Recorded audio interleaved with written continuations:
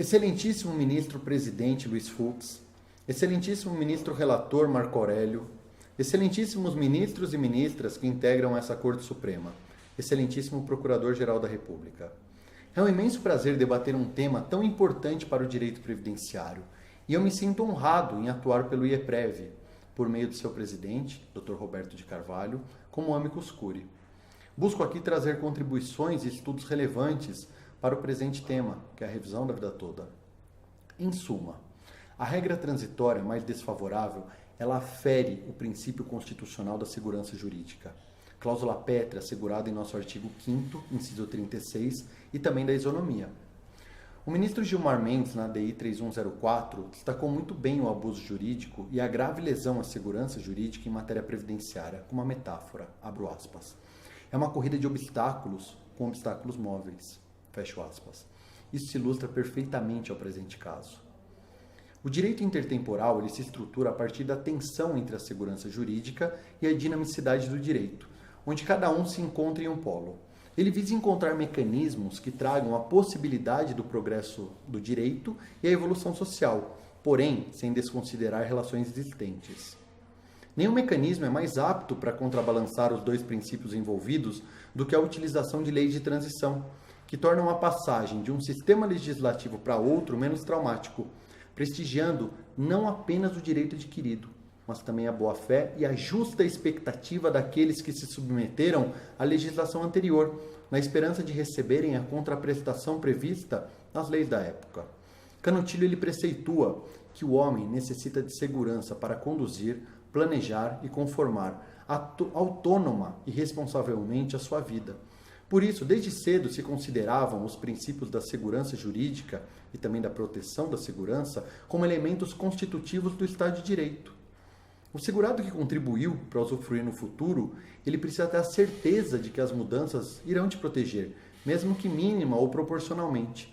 Caso contrário, veremos a Previdência transformar-se em pura insegurança social. Portanto, a regra de transição em matéria previdenciária é uma imposição principiológica em apreço ao Instituto da Segurança Jurídica. Se existe a criação de uma regra de transição de forma a resguardar direitos, como que ela pode ser mais prejudicial que uma regra permanente? É essa proteção que aqui defendemos, a proteção constitucional e pétrea da segurança jurídica. Defendemos que uma regra de transição ela minimize os efeitos da nova legislação, não aceitando jamais que ela prejudique. Muito importante destacar, nós não estamos aqui requerendo a criação de um regime híbrido, utilizando dois pontos mais benéficos de leis distintas, e nem mesmo o pedido de garantia constitucional a uma expectativa de direito. Não podemos confundir os pedidos. Aqui se trata de aplicação de regra permanente ao invés de transitória, porque essa não se adequa ao intuito de sua criação. Sobre a isonomia, pouco falada. Esse princípio constitucional, ele deve garantir tratamento igualitário às pessoas que se encontram em uma mesma situação. Ele não pode ser aplicado ao segurado que contribuiu por décadas, uma regra mais desfavorável do que aquele que nunca contribuiu.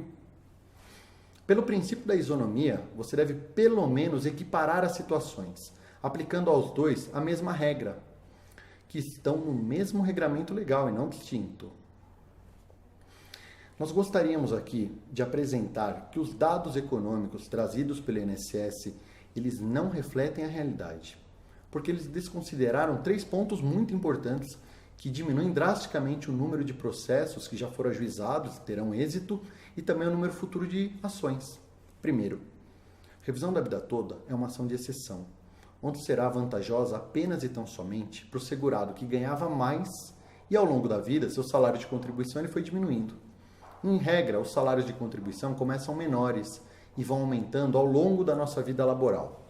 Segundo, a revisão da vida toda possui a decadência decenal, ou seja, se o primeiro recebimento do benefício já possui mais de 10 anos, o aposentado não pode ajuizar a ação. Terceiro e último, a reforma da Previdência ela encerrou a possibilidade de revisão para quem se aposentou com as novas regras pós 13 de novembro de 2019. Portanto, o número de aposentados que vão se beneficiar da decisão é muito menor que o apresentado pelo réu. Aproveitando aqui essa questão de impacto econômico, é importante trazer um estudo, agora recente, de 2020. Ele se chama O Paradoxo Social Econômico do Ataque ao Welfare State e o Trabalhador Rural.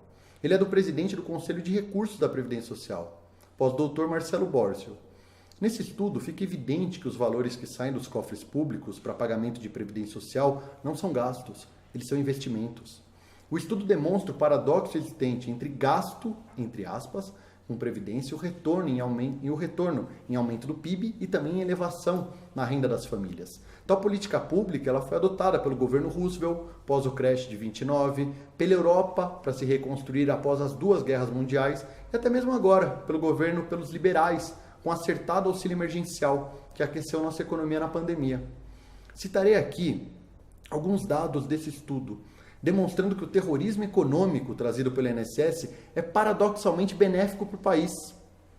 A cada 1% investido em previdência social, provocou-se uma elevação no PIB em 1,37%, perdendo apenas para o setor da construção civil, que é de 1,54%, e se igualando às exaltadas commodities, soja, petróleo, aço. Para se ter uma ideia, o governo gasta quase 1,5 trilhão de reais em pagamento de dívida pública e juros, que trazem no PIB uma redução de 0,71%. Estudos do IPEA apontam que a cada 1% investido em previdência, o Tesouro recebe de volta 0,56% por meio de tributos, além do aumento do PIB e elevação na renda da família. O STJ, no julgamento do tema 999, por unanimidade, ele corrigiu essa anomalia normativa, pela observância principiológica de que a regra transitória deve abrandar os efeitos de uma nova lei, jamais prejudicar. Do acórdão extraímos que não se pode admitir que, tendo o segurado vertido contribuições antes de julho de 94, tais pagamentos sejam simplesmente descartados, sem analisar as consequências à medida da apuração do valor do benefício, sob pena de infringência ao princípio da contrapartida. Entende que a concessão do benefício previdenciário deve ser regida pela regra de prevalência da condição mais benéfica ao segurado, desde que esteja dentro do mesmo ordenamento, como posicionado pelo STF, no RE 630-501, relatoria da ministra Ellen Grace. No presente mês, foi juntado ao processo o parecer do Procurador-Geral da República, opinando pelo desprovimento do recurso extraordinário do INSS e garantindo o direito para os aposentados. De forma muito precisa, ele defendeu que uma regra transitória jamais pode ser mais desfavorável que a permanente. Explicou a importância da criação das regras transitórias que teleologicamente se voltam para disciplinar a preservação das antigas relações jurídicas. Na própria exposição de motivos do projeto da Lei 9876, que aqui tratamos, a regra transitória, em consonância com a sua ontologia, foi criada com o objetivo de mitigar os efeitos da regra permanente, considerando julho de 94, como início do Plano Real, para minimizar eventuais distorções causadas pela inflação no rendimento do trabalhador. A motivação expressa para a finalidade da regra de transição, trazida pelo artigo 3º, seria favorecer o segurado de afiliado ao regime geral antes da sua vigência. Tal aspiração se acharia em evidente harmonia com a finalidade típica das normas de transição de regimes previdenciários, que possuem por finalidade trazer segurança jurídica para as relações. Notem, o Supremo homenageia esse raciocínio. Quando ele foi chamado para analisar a questão do pedágio na aposentadoria por tempo de contribuição, ele entendeu não aplicar a regra de transição, por ela ser mais gravosa. Merece destaque aqui o trecho do RE 524189, com relatoria do saudoso ministro Teori Zavascki, julgado por unanimidade. Abro aspas. As regras de transição editadas pelo Constituinte derivado são, na verdade, mais gravosas que a regra geral inserida na emenda. E continua. A própria regra de transição da aposentadoria proporcional, por absurdo, continha requisitos não previstos no texto legal do que a aposentadoria integral, fecho aspas. O próprio Supremo Tribunal Federal sempre entendeu como um absurdo tal ocorrência.